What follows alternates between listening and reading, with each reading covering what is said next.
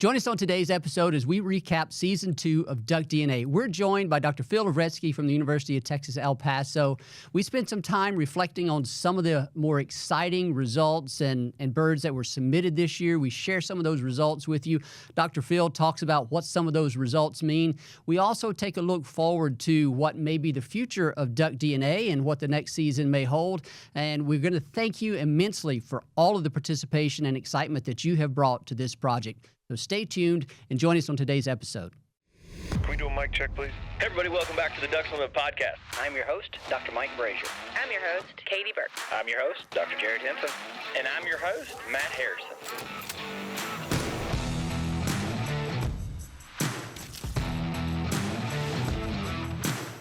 Welcome to the Ducks Unlimited podcast, the only podcast about all things waterfowl. From hunting insights to science-based discussions about ducks, geese, and issues affecting waterfowl and wetlands conservation in North America. The DU Podcast, sponsored by Purina Pro Plan, the official performance dog food of Ducks Unlimited. Purina Pro Plan, always advancing. Also proudly sponsored by Bird Dog Whiskey and Cocktails. Whether you're winding down with your best friend or celebrating with your favorite crew, Bird Dog brings award-winning flavor to every moment. Enjoy responsibly.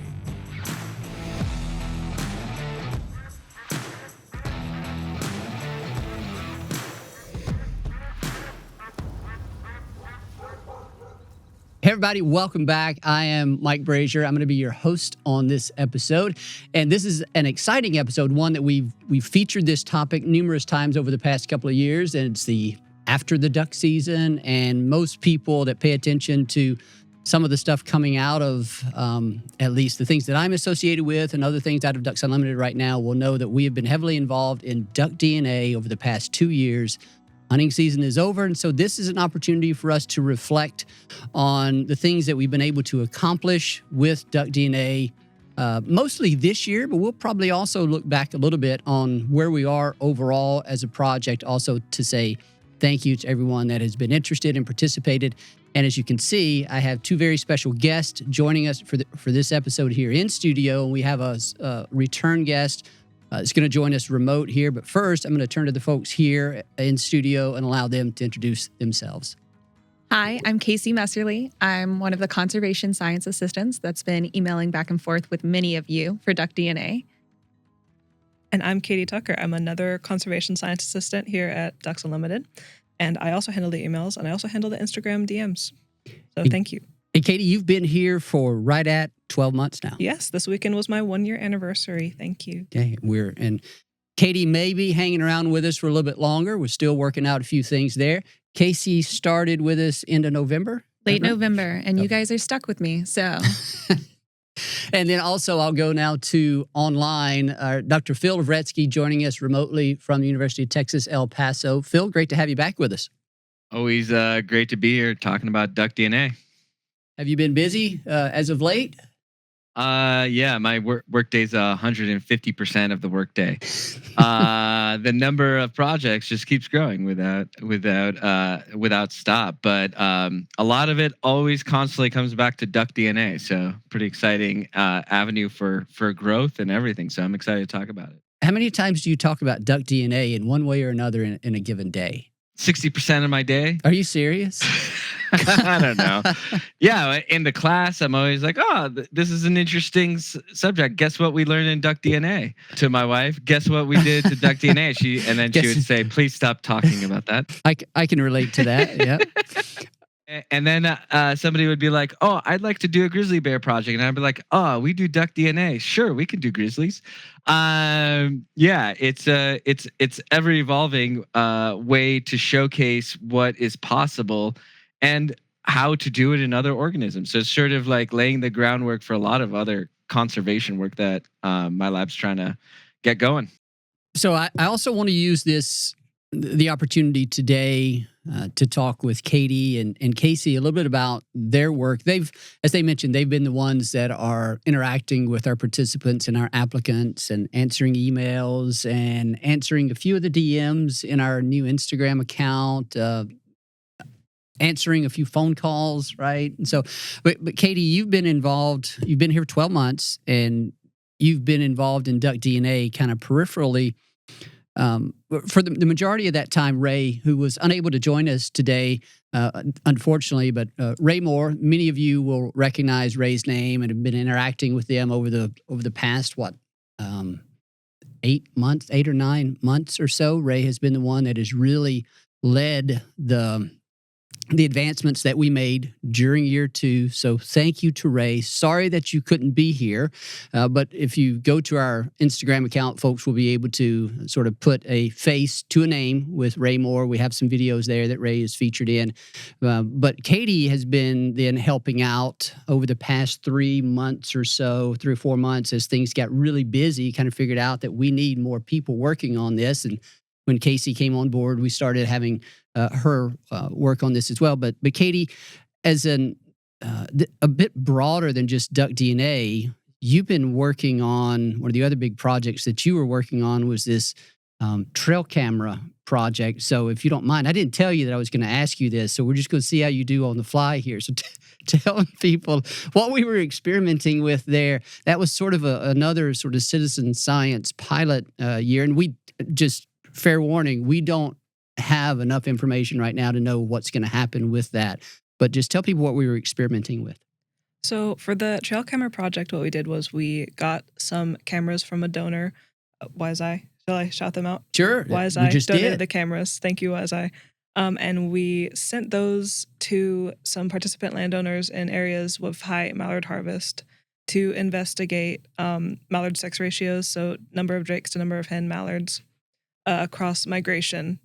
So we had the camera set to take a photo every 30 minutes in whatever area the landowner thought was best, or manager thought was best, to get the most mallards in one photo. So that's been fun also. Yeah, and so you've been able to interact with a lot of those landowners as a result of that. A lot of emails back and forth, right? A lot, yes. Yeah. But that's okay. I love talking with new people involved in the projects. And then one of the things that we're trying to answer there is, as you mentioned, this sex ratio, trying to develop, see if we can use trail cameras as an independent data source for estimating sex ratios in duck populations. And I don't have any idea whether the photos that we were able to get using the approach we use this year are going to give us exactly what we want. But we'll continue to explore that kind of going forward. And Kayci, you've only been here, is it 3 months or 4 months now? We're getting close to November, 4 months. Yeah. Wow. Time flies when you're having fun. It does. And so you're involved in another project related to sort of evaluating some harvest estimates, and there'll be an opportunity to discuss that in more detail. We're very early in that in collaboration with the Fish and Wildlife Service and our state agency folks through the Flyway. So I don't want to talk too much about any of that, but I wanted to give you all an opportunity, or Katie, you especially, to talk about some of the other big project that's been on your plate. But in these positions, these 12-month conservation science assistant positions, you've been interacting with a lot of different people, a lot of different projects. So if any of our listeners are a senior level undergraduate or a soon-to-be graduating master's student, keep an eye out on the Ducks Unlimited Career Board. In the next, 6 months or so, we will be hopefully renewing these positions beginning in the fall and winter of next year. So if it's the type of thing that you want to think you might be interested in, keep an eye open. Hopefully we'll see your name come through our applicant list. I wanted to move now to duckDNA. We want to reflect on some of what our accomplishments were this year. I think last year, the first year, we had 4,200 applicants.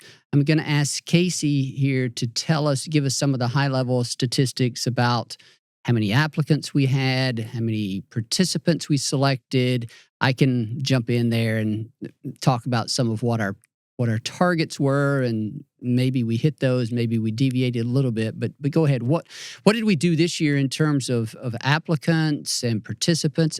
How did all that break down? Yeah, so very exciting. This year we had around 3,500 applicants that applied to be part of the duckDNA program. Out of those applicants, we were able to accept around 850 participants. And of those participants, we had about 250 of those that actually ended up being our hybrid participants. So many of you will see on our duckDNA Instagram post that we have our weekly hybrid post.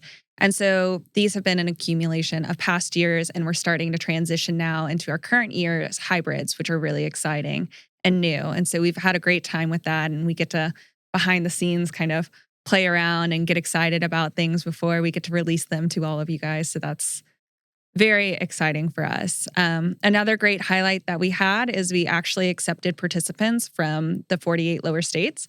So that was very exciting for us. We're happy that we have been able to reach such a broad audience and that everyone's been so willing to engage and participate with us. So Katie, I want you to share, like, you've been working on this for a few months. You've seen Ray working on it for nearly a year. What was the most exciting, rewarding aspect of it to you? We're going to get into some photos here from some of the results here momentarily and ask Phil to talk about some of those. But from your experience, what's the most memorable sort of takeaway from, and what you enjoy most? I'm assuming you enjoyed something associated with this. Well, I did. Well, for one thing, this was my first duck season that I was able to hunt. So That's I was right. able to submit some samples myself to this, which was fun. Wild mallard, by the way. But other than that, just being able to interact with so many people and seeing the enthusiasm that these hunters have for the science that we're doing and the issues at hand is really inspiring to me. Yeah, that was the number one takeaway for me. And we began to see this last year, but it really took off this year when we had a better way to interact, to communicate with our participants. And it was when we launched our Instagram account. It's at the duckDNA. At duckDNA was already taken, so we went with the duckDNA. It's only appropriate, right? So, and that was sort of a game changer. And thanks to our social media team here at Ducks Unlimited, who have been very pivotal in guiding what we do on that account. And then the collaboration between duckDNA and Ducks Unlimited has really maximized the exposure that we get from some of this. And we have quite a following and quite a loyal following with some on that account right now. And so every week now we are sharing typically it's a hybrid. That's what we've been doing, because some of those are some of the most interesting results that we're getting. There will be a time in the future where we'll summarize and present the results from the larger collection of samples. But for right now, a lot of the hybrids that we're getting the results back from pretty fascinating. We want to be able to share those because I know how people just go crazy over these hybrid birds. Chris, I guess if you can go ahead and share my screen, I'm going to bring up this post that it was sort of a best of the best type thing that a post that we made towards the end of the year. These were some of the most fascinating looking birds that we had received by that time.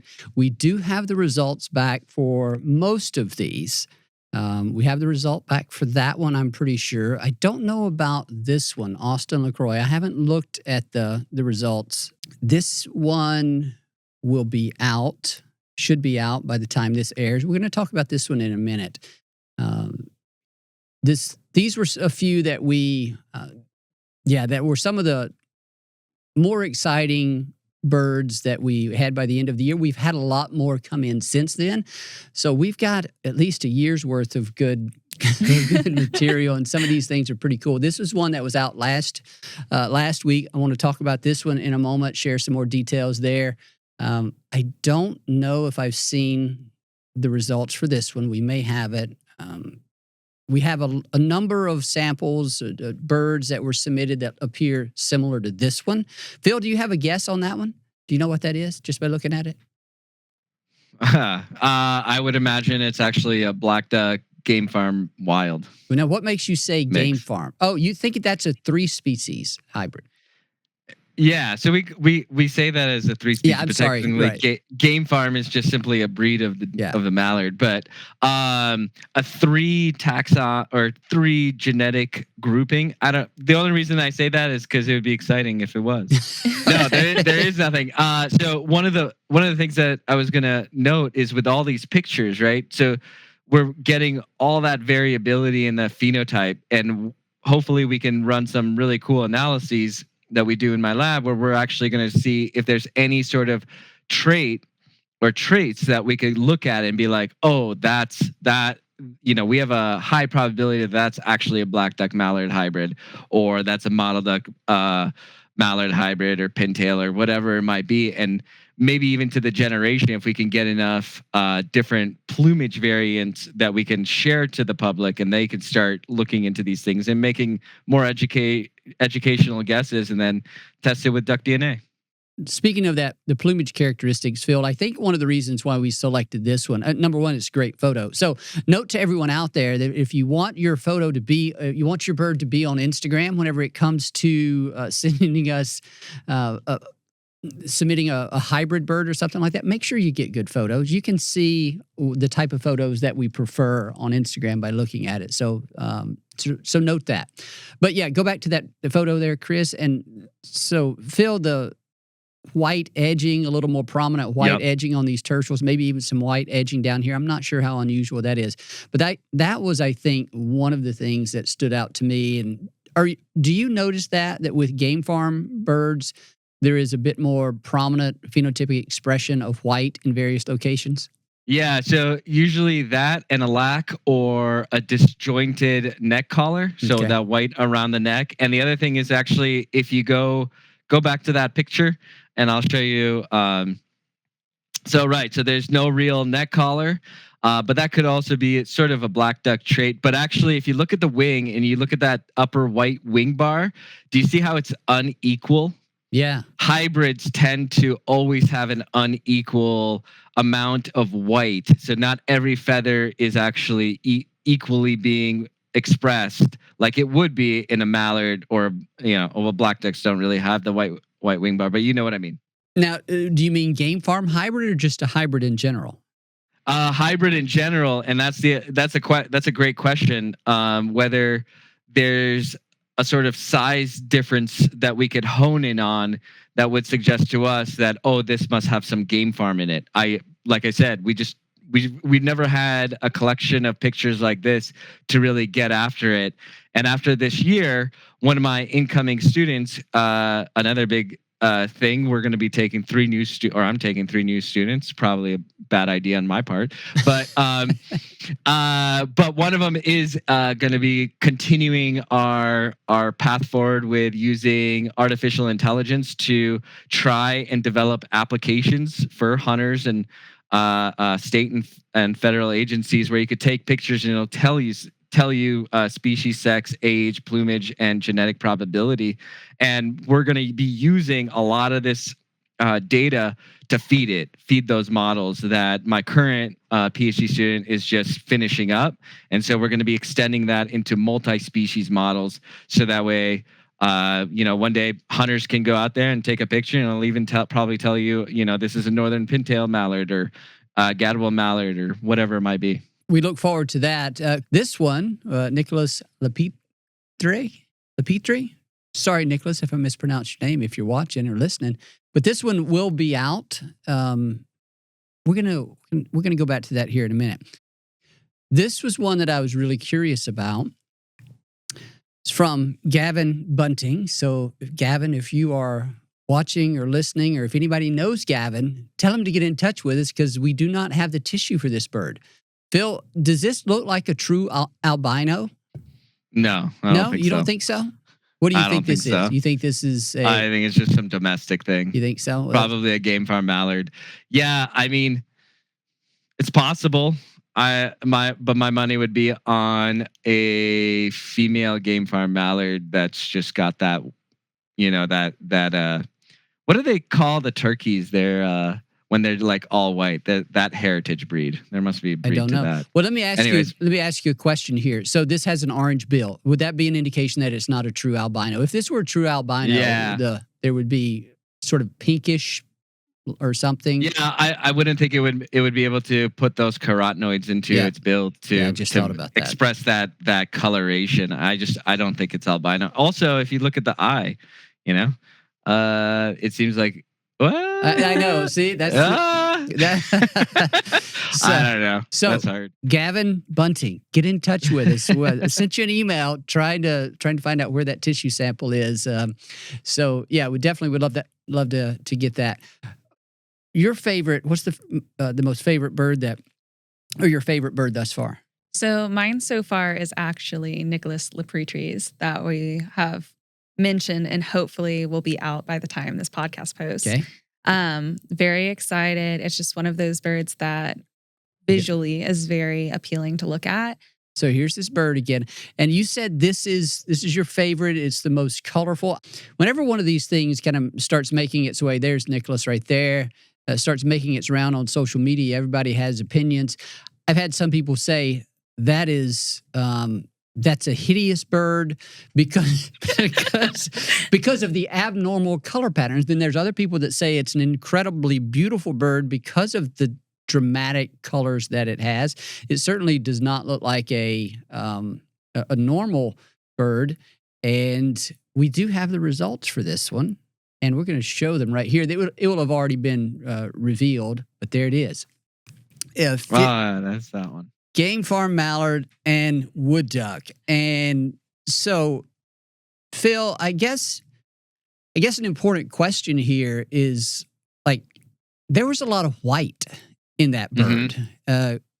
And is that the game farm element of this, you think? I think that's part of it. I was trying to look at it as you were doing it. And I was like, oh, I wonder if it's got domestic in it. And it does. So that way the audience knows, I don't know anything about these pictures, and we just run through these samples left and right, and I call it as the DNA says it, right? So even when I was looking at that, I was like, oh, I wonder which one that one was. I mean, I was like, it's a wood duck, but what? And I knew that we had some wood duck wild and wood duck game farm, and I didn't know if it was this one. But this is I think this is the first case of this, or genetically vetted, game farm wood duck that I know of. So that's pretty exciting. Congrats to Nicholas.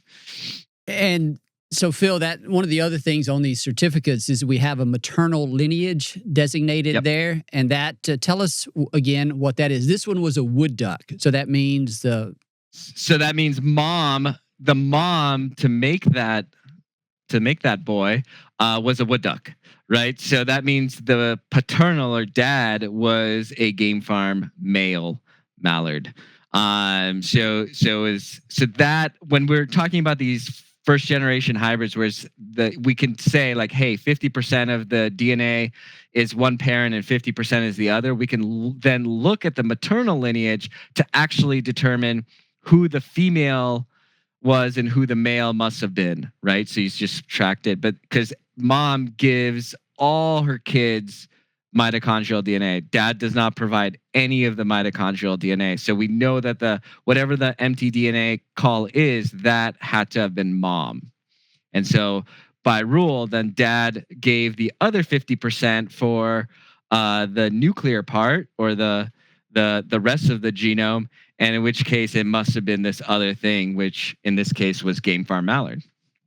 Katie, what was your favorite bird thus far? My favorite bird is actually one that we don't have results for yet. Of course it is. But it was Cody Jones. Is there hybrid. a story here? Yes. So this came into the inbox when I was going through, and I fell in love with it, and I insisted we get a kit for it, and now we have a bet in the office about what its genetic makeup is. Who recorded I think I did. I think I recorded our respective guesses. I hope so, because I did not. That is Cody. You said Cody Jones? Cody Jones. Do I have it in here? Yes. So we'll bring this up. And so, yeah, Cody Jones, calling Cody Jones. Does he have the kit? Was it delivered? I'm not sure. I wasn't able to track the number from FedEx. So, all right. Do you want to show this? Sure. Oh, I guess we can. just did. There we go. Way to go, Chris. So, Phil, did you want to take a guess? I think it's a female brewer's duck, maybe. What? Huh. That's a new one. Seriously? It's so that edging. No. So the edging screams. Yeah, so the ones that don't have internal edging on the back scream black duck. The ones where you have the internal markings scream hybrid. So I think it's a female. God. Look at that. That's kind of interesting. Yeah, so it's going through molt. Yeah. So it's already switching out into its non-breeding plumage. And that's why the feathers are so crisp, like that coloration. It's already molted out a lot of its back pattern. Man. Wow, we stumped him. Cody, we need the tissue. Yeah, get that tissue. Female, I'm gonna go with female black duck game farm. Let's go with that. I'm going with that. Let's go with that. What did you guys think? Or we're not going to talk about it. We don't talk about that. We're going to keep that close to the vest. All right. Okay. All right. So how about we take a break right here? I think we're sort of at a good point, and we're going to come back. We've got a few more birds that we're going to show you from our Instagram account. We're going to show the certificates. We're going to show the breakdown of that genetic ancestry. We're going to get Phil to tell us a little bit about that, how these things came up, could happen, and we'll see where it goes from there. Stay with us, folks. We'll be right back. Hey everybody, welcome back. I am Dr. Mike Brasher, and we're going to continue on with our discussion about duckDNA Season 2. I'm thrilled to be, again, they didn't run off, joined in studio by Kayci, Messerly, and Katie Tucker, and Phil's back with us as well. And I want to go immediately right off the bat here to one of the most fascinating birds that we've had here thus far. I'm going to zoom back out there so the people that are watching can see the full text here of the genetic makeup of it. And this is a bird that a lot of folks on social media would have seen from, I think, back in November. It is a hybrid northern shoveler. This is a 3-species hybrid. A lot of people thought, so it's a blue, obviously it's related to the blue wing sets of ducks. You can see in this photo, the blue shoulder patch. You can see the white crescent on the face, which is reminiscent of a blue wing teal, but it has a green head, and it has sort of a cinnamon body. And there's 3 species here in North America that are very closely related in that spatula, however you pronounce it, genus. That's the blue-winged teal, cinnamon teal, and the northern shoveler. And most people, I think, Phil, when they saw this one, guessed that it was what did they think? Was it northern shoveler by cinnamon teal, I think is what most people guessed it was. I don't think this was harvested in Yolo County, California, by Nick Barr. And when we got the results back, lo and behold, there's 3 species in it. Definitely go check out our video here, the recording on YouTube, the Ducks Unlimited channel. You want to be able to see this bird for sure, or you can go to our Instagram account at the duckDNA and see this bird also with a little write-up that we had. But Phil, how does this happen? What's going on with this bird? Yeah, great question. This is the first true 3-species hybrid that I think I've ever actually seen. Because like I said, all the other 3 taxa things are usually game farm mallard hybridizing with something else, typically a black duck.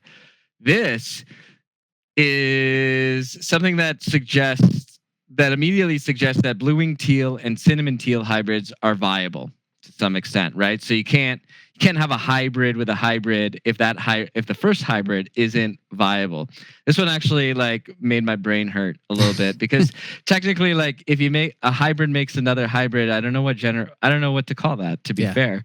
But yeah, this suggests that not only are the two species hybrid viable, but they can create a 3rd species that's not only viable, but we've learned a bit about this bird because it was banded. Not only viable, but it survived for how old was this bird? 7 years at minimum? Yeah, 7 or so years, something like that. Yeah, because it was banded. And are you going to tell the other part of that? So Chris Nicolai, right, was the one banding it. And this was a botulism bird that was supposed to keel over, I think. And it survived, and it was banded and released. And then 7 years later, it was finally harvested. So it's been on the landscape for so long. And it was, to be fair, harvested in the place that my old stomping grounds in Yolo, which is super cool. Yeah, this one is like the ultimate. This was my favorite hybrid so far. Yeah, it was definitely fascinating. So Brian Huber of California Waterfowl is the one that I think reached out to Nick, or maybe Nick reached out to Brian asking his opinion. He said, well, send it in to duckDNA. And of course, Ducks Unlimited is involved with this sort of leading the duckDNA in collaboration with you, Phil, and then Chris Nicolai, who at the time was an employee of the U.S. Fish and Wildlife Service whenever he was doing this banding. But of course, now Chris is a good friend of ours, and he's a waterfowl scientist for Delta Waterfowl. So 4 different agencies, organizations involved in one way or another in this bird, and it's banded, and it's 3 different species, and it was just a really cool finding and really cool result that we ended up with here. It's 51% northern shoveler and 35% blue-winged teal, 14% cinnamon teal. And so, Phil, I guess why? So 51% northern shoveler, that tells you that the northern shoveler was one of the parents of this bird in all likelihood, right? That's almost a definite slam dunk. If you have a bird contributing about half of the genetics, half the DNA, Exactly. that's a parent, right? Yep. Yeah. So the second you see, so you can think of like your genome as 2 chromosomes, one's mom and one's dad, right? And so in a perfect F1, all one part of all your chromosomes, it would be mallard, and the other part would be gadwall, making a brewer's duck, in which case it's always 50-50. And so when you see 50%, you know that 50% is provided by a single parent. It's that other 50% that is then broken down into these 2 other blue-wing groups, right? Cinnamon teal and blue-wing teal. And then when you look at those ratios, it becomes interesting. But in effect, when I was looking at it, that ratio is also itself a 50-50. So that first blue-wing cinnamon teal hybrid must have been also an F1 hybrid that then bred with a northern shoveler. And if I remember correctly, the mitochondrial lineage here is northern shoveler. So it would have been a female shovey with a male cinnamon blue-wing teal hybrid. Yeah. And so, okay, 51% coming from the shoveler. That was the female, 35% and 14% blue wing and cinnamon teal. Like, why is it not 25 and 25 or roughly 25, give or take on those other 2? What's happening there? Yeah, a lot of it is because these 3 species are closely related. And so when you start mixing and matching these ancestry programs have a harder time figuring out some of those proportions more specifically. And if we actually look at some of the standard errors, they probably do overlap with 25, but this was the best point estimate that the program could provide given the data. I'm guessing if we actually looked at it at a whole genome level, it probably is 50%, 25 and 25. If we got more of its genome, but anyways, yeah. So we're not doing the whole genome. Why are we not? No, we're not. We're doing partial, right? Whole genome would cost a little bit more money. Yeah. So what we're doing is a snapshot of the genome. You're still looking at, and to be fair, that's how 23andMe, Ancestry.com, Know Your Dog does. It's a handful. It's a lot of loci. So we're looking at roughly 20 to 30,000 genes per se, that provide us a snapshot of what that genome is, what the ancestry is. The nice thing is we are about to publish a paper that showcases that what we get with our 30,000 SNP data set, or like 15 million SNPs all across the genome, has a correlation of 0.99. So we're getting the real ancestry. We're getting the real thing. We just can't look at it at a sort of finer scale. If you really wanted me to like paint all the chromosomes perfectly, it would take a bit more. The unfortunate thing is the really neat discoveries are hiding away in that 0.01%, what's left of that correlation, right? Yeah. I'm just kidding. I just want to make you think about trying to do that. I've got a few more photos of this particular bird. I'm going to zoom in here if people didn't see it. But this shows the real cinnamon coloration on the breast and belly of this particular bird. There's the certificate for. And could you go back? Sure. Somebody actually noted it because they must have zoomed in at the bill, But the lamellae, Yeah. that right birds feed on, the lamellae of a shoveler, if you've never looked at it, is very, very different than a cinnamon teal or a blue-winged teal that has more typical lamellae. It's not like these like really fine hair like combs that you see in a shovey. In fact, if you zoom in, you can see it. Yeah. So you really do have all three species represented in this. Their characteristics represented in it, which is wild. Chris Nicolai also told us that, or he pulled up the measurements that they collected from this bird, and it was larger than your typical cinnamon or blue wing, and which would be, that would be the representation of that shoveler in it for sure. Let me see. Okay, and there's the banding certificate. Okay, so what else do we need to talk about? Kayci, any questions from you? Katie, you? I think we would like to just shout out to everybody that has participated. We've had a really good time and a lot of good laughs. We love when people call us from the field, excited that they've just shot a hybrid. Shout out to Captain Murray. We had a great day in the office when you called us straight from the field. That's what we're looking for, and we're excited that other people also have that excitement. So I just wanted to let Captain Murray know that he made our day one of the days in the office. Good. Yes. Captain Murray, thank you. I have another bird here that we want to talk about. This is from Jeff DeBlue down in Louisiana. Jeff is a very strong Ducks Unlimited supporter. Jeff, thanks for all that you do. This is a Brewer's duck, and we have several of these, but we got some entertainment out of this, and we actually use this as an opportunity to explain some things. So we're showing a dead mount, taxidermy mount here that Jeff provided. So Jeff, and we've actually had a couple of other people do this as well. This bird was shot a couple of years ago. I don't know the exact date. I'll show it here in a second. In December 22. duckDNA wasn't around in December of 22. I think he had saved the head or something from this bird and a couple of others. Maybe someday intending on getting a DNA analysis. I don't really know, but I'm glad we were there to do that for Jeff. And so this one comes back, Phil, with 49% gadwall, 44% wild mallard, and as Sladen Frazier says here, absolutely flawless math. We do appreciate that. I think what he was referring to is the fact that 49%, 44% does not sum to 100%. And somebody else was a little more sort of direct in asking, So Barton Hunts 2, what's the other 7%? So we appreciate that question. And so, Phil, where's the other 7%? In the standard error. Explain. So when each individual is analyzed, we do it 1,000 times to figure out what the optimum number is and what the standard error is. So basically, you get an ancestry plus minus some number.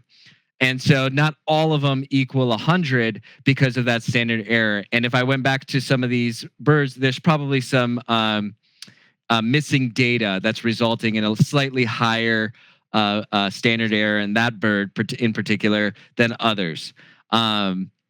If you included the standard error, they all add up to 100. So that's typically where it goes. What was I gonna point out? I was just also going to point out the fact that this bird, right, so it's been in the freezer for a while, but we were able to access the DNA to a good enough extent that we were able to get this thing sequenced, and that attests to the methods that we use, plus that we continue to optimize.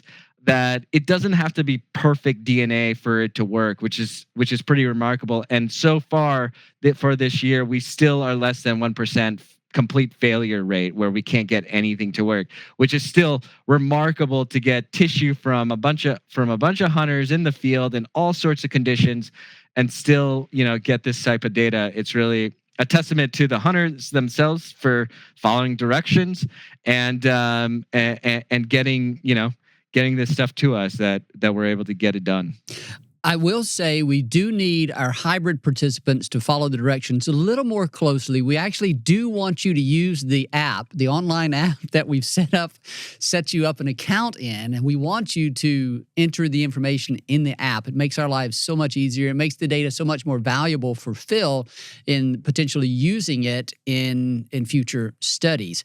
Chris, go back to the screen. I want to just flip through the rest of these photos for folks. This is, again, the brewer's duck with from Jeff DeBlue. He mounted this bird himself, and I think he does a number does a fair bit of taxidermy.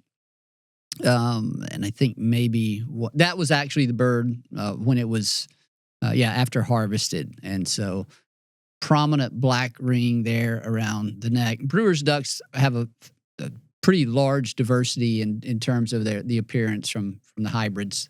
Hybrid mallard, gadwall. So we'll probably learn a few things the more of those we get. So, and I'm going to go to another one here that I think might have surprised a few folks. I'll tell you in a second here, Chris. So this one right here, you can go ahead and pull the screen back up.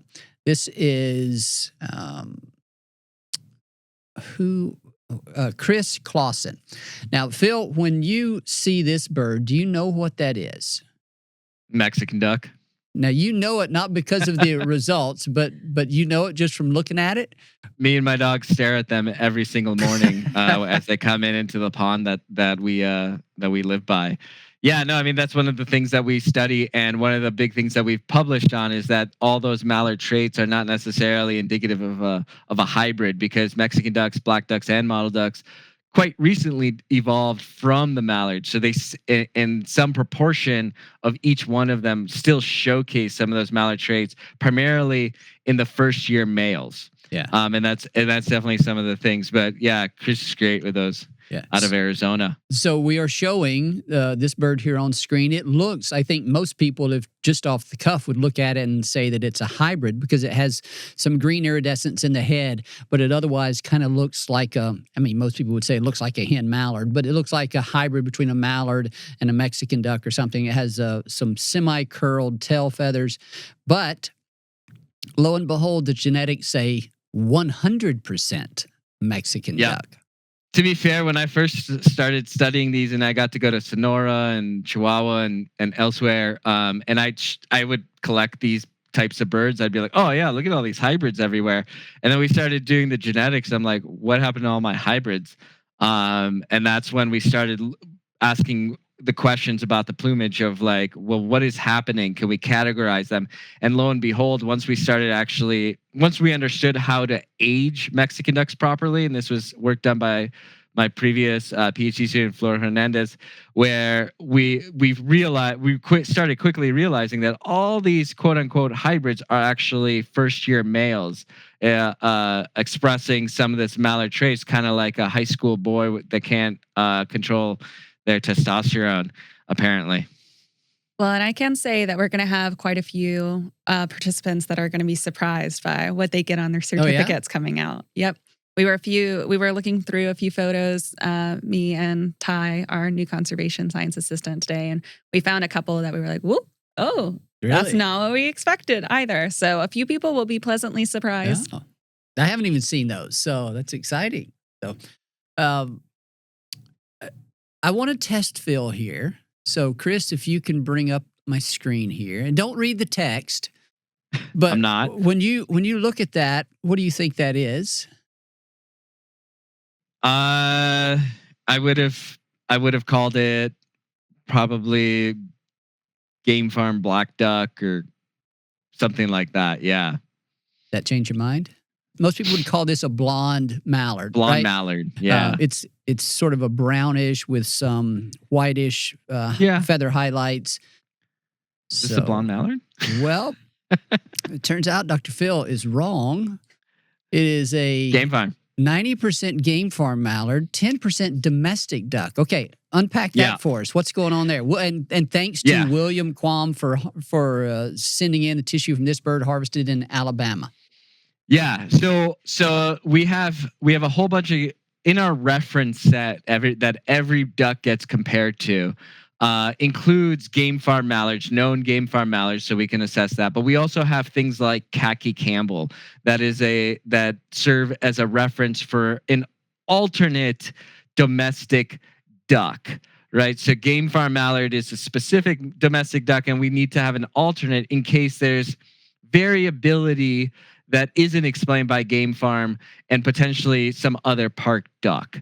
And so that allows us to tease that sort of apart. We can't get to the specific breed unless we have representatives of all sorts of breeds. But this way it allows our methods to at least ask the question, is it truly all game farm, or is there a symptom or ancestry from something else? And in this case, not its entire ancestry could be allotted to game farm, but rather that it was game farm is one of the breeds or one of the ancestries, and it's got some ancestry from another domestic breed, probably explaining all the characteristics we're seeing in there that make it look blonde. Okay, we're gonna do another test. So Phil, all right, what do we have going on here? This is test Dr. Phil. And this really showcases to everybody that I just get the data and I make my calls based on genetics alone. I don't necessarily look at all the pictures unless there's something real weird. I think that's a female wild game farm. Female wild game farm. Okay, well, so this was harvested in Maumee Bay, Ohio, December of 2021. Again, another person that harvested this bird multiple years ago and then saved it and sent it in, just hoping that one day there would be a duckDNA available to do the analysis. It was your lucky day. It was your lucky day, Jordan. There you go. 61% wild, 39% game farm. So now, here's an interesting thing. This one looks vastly different from some of the other wild mallard, game farm mallard hybrids. It was a solid white bird. Solid white with the orange bill, probably has orange feet as well, I would probably guess. It might. Maybe we have that. I don't know. But yeah, it's totally different. Solid white. But 61% wild mallard, 39% game farm. Unknown wild backcross is what we call it. So what do you think's going on with this one? Do you think there's some multiple game farm breedings involved in the background of this? I don't know. I think that because when a bird is something else, including like Muscovy, we find that the fact that we can see that ancestry being assigned to something else. I think this is just showcasing that there's, maybe there were the way those genes are put together. Maybe that plumage just doesn't, there's no expression of color, right? Melanism essentially got deleted or something like that. I think that's part of the question of how these things, what happens when you recombine and combine in nature. And in this case, the only reason I thought it was wild is the size of that bird. Typically you don't see it be game farm mallards being typically of that size. The white I've seen, that I've seen in the past. So that's the only reason. I think that's the best explanation I can give currently. So here I have two things. We need to call out Justin Strong, who we still have not been able to get a tissue sample from. And again, this is one that we're super interested in. I have multiple photos of it. Now that one could really be albino. Like, look at that bill. It's pinkish. The size though is small. That black in the back. I don't know what else would make that. But then again, we don't know how albinism sort of works in these birds perfectly. So yeah. And we do not have the tissue for this. I cannot remember what the status is, if we sent Justin a kit or if we wanted to and he hasn't yet responded, or what the deal is. But if any of you know Justin Strong, who would have harvested this incredible, it's an overall white bird, has some black flecking on it, but the bill in this case, as Phil was talking about, is more pinkish and doesn't have that prominent orange coloration.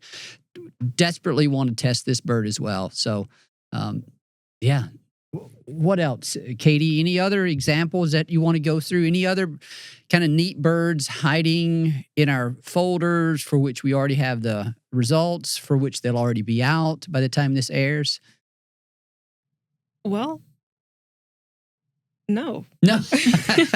We want to keep all of them a surprise. We're going to keep them a surprise. So anybody else we need to call out, though, that hasn't gotten in touch with us about anything? No on that, too? Definitely, yes. If we told you could get a kit and you haven't activated your account, please activate your account. If you haven't sent us a tissue sample, please do that. We want to see all of your birds.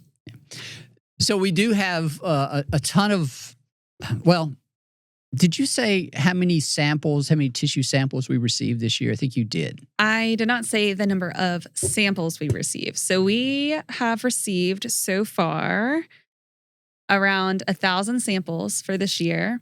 But there are another 1,000 that we sent out that exist still out in the universe. So these are kits that we sent to people that maybe got lost in the ether or are needing to be filled. Or if you are not sending in your vials this year, maybe you didn't fill them completely, that's okay.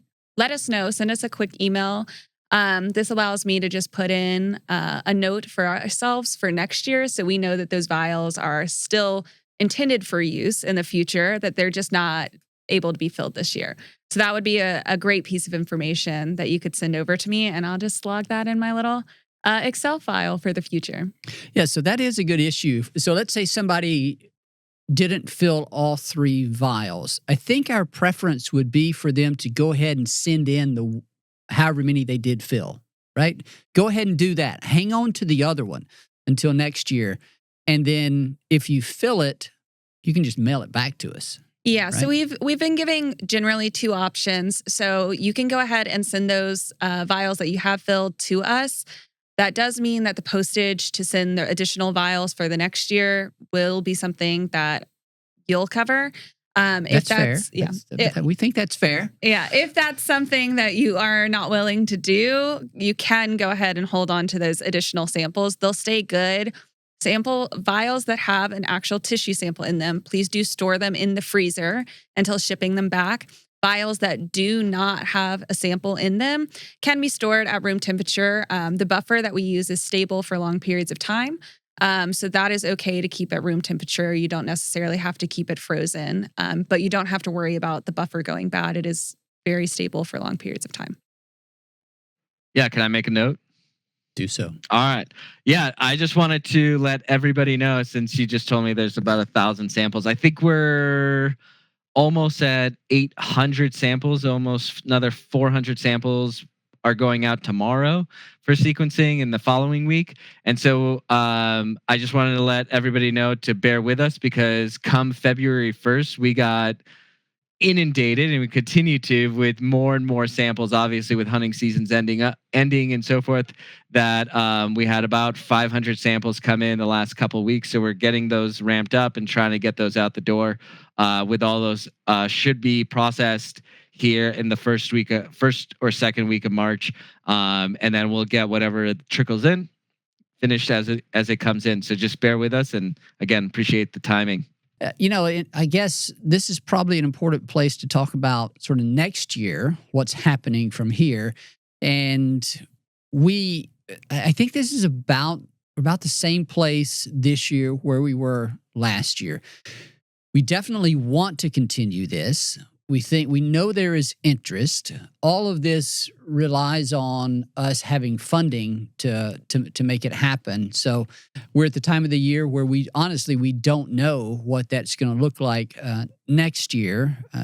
But we're working on it, and we have a few options and a few ideas. And so we're going to do our best to try to continue to bring this to you. I'll just be totally honest, we have experimented with some ideas of maybe having participants help share some of the cost, whether it just be the shipping or some other small portion of it, to make this a little bit easier for us to continue forward. Because each of these samples, like when you throw all the cost of this project including Katie and Kayci's time and Ray's time and my time, Phil and your staff, along with all the other the supplies and the analyses.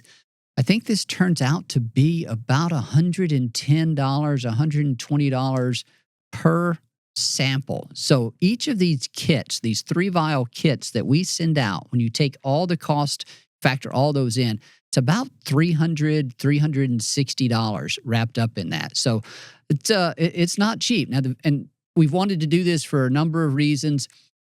The scientific value of it is at the top of that list. But then, of course, the connection that Ducks Unlimited gets from this connection with the hunters and the engagement we get there. There's tremendous value and enjoyment that we get out of that. So there's a lot of different reasons we want to do this, and there's multiple research questions that Phil and others can look into now and in the future from these data. So we got to figure out a way to sort of keep it going, and so don't be surprised if, as we go forward this into the summer and fall, we propose a few changes. We wanted to wait until we had everything really fine-tuned before we entertained any type of sharing of the cost, because we want to make sure we're delivering the best quality product possible.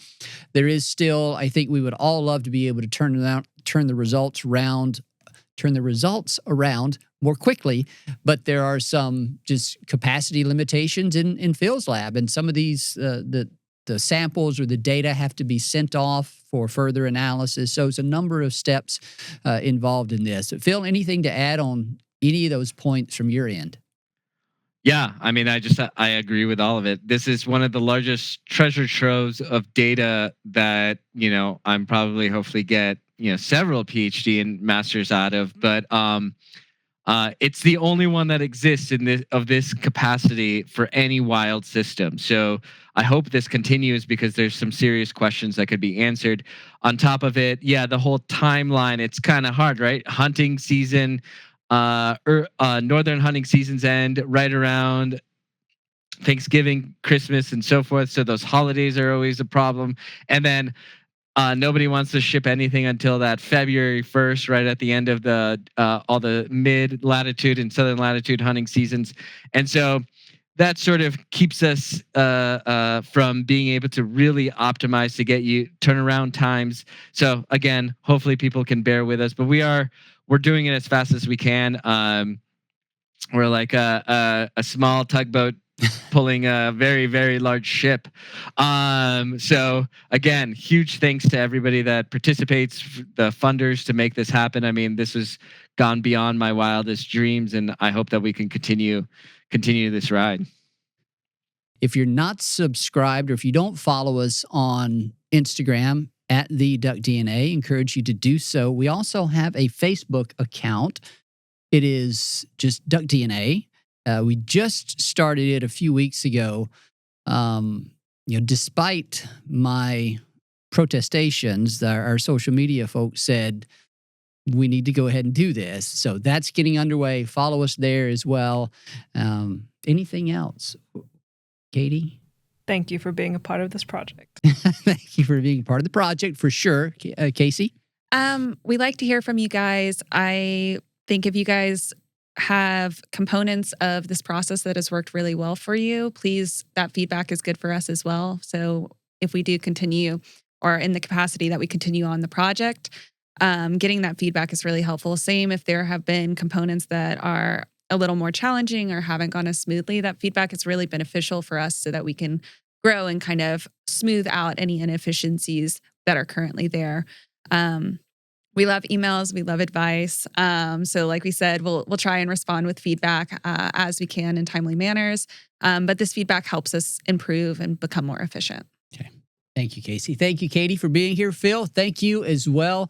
Ty Sharrow over here in the corner, who has been, Ty, I'm not sure if you're working, if you're taking notes, but either way, it's all good. And so Ty will be involved in some of this going forward as well.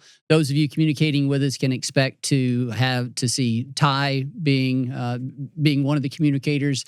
But yeah, thanks to everybody that has been part of this. Thanks for the enthusiasm. Phil, parting words from you. Yeah, thanks for that. I wanted to just say, just like you said, please reach out to me. I also appreciate everybody. Pros, cons. What does this mean? Feel free to email me at plavretsky@utep.edu or get a hold of us at on Instagram at Lavretsky Lab. So you can always, or if you can't spell my name, just look for Duck Guy that does genetics, and I'm sure you'll find me. And I'm happy to always respond. I try to respond as quickly as I can. And I always appreciate all the emails and thoughts and everything. So again, feel free to reach out. And again, a huge thanks for everybody who participated in making this thing happen. Thank you. Thanks, Phil. Thanks also here in studio to our producer, Chris Isaac. Thanks to everybody out there in listener land and viewer land. We appreciate your support. We appreciate your enthusiasm and your passion for wetlands and waterfowl conservation and duck DNA.